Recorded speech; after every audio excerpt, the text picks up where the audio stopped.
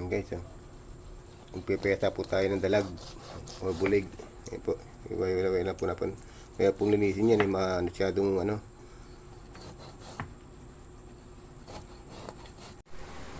Ayan guys, ito. Magpipesa po tayo ng ano, ng bulig. Ayan. Ngayon tatambok po muna natin itong ano, itong luya, saka sibuyas. Palabutin po na natin itong ano, patatas. Lagyan na po natin ng pamintang buo.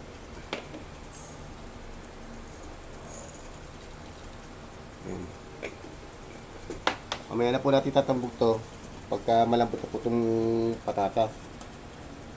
Sige po. Okay guys, ito napalambot na natin yung ano, yung patatas. Lagyan na po natin itong ano, itong bulig. Ito, laki po, oh. Lagyan na po natin. Ang dali lang po maluto ito.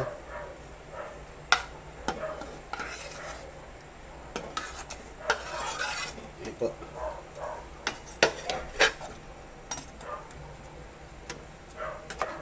Lagyan na rin po natin ng pati pampalat.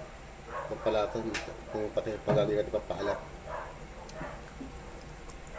Kaya konting seasoning.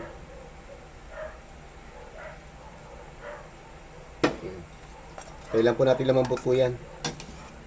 At lalagyan pa na po natin ng gulay yan.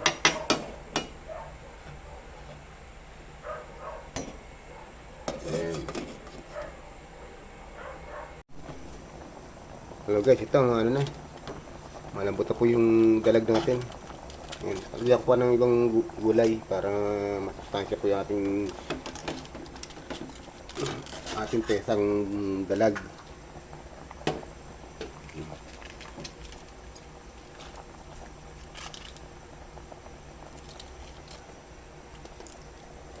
Yan. Ginamihan ako ng gulay para masarap na raming gulay. Ayun po siya. Malaki po yan. Yan. Malapit na po tayo makaluto ng pesang dalag. Hello guys, ito nakaluto tayo ng isang ano, ng pesang dalag. Ayan po. Malaki po ito eh. Ayan. Tebot na po natin ang apoy. Baka masobra sa luto. Yung masarap po kasi yung gulay niya. Medyo ano lang.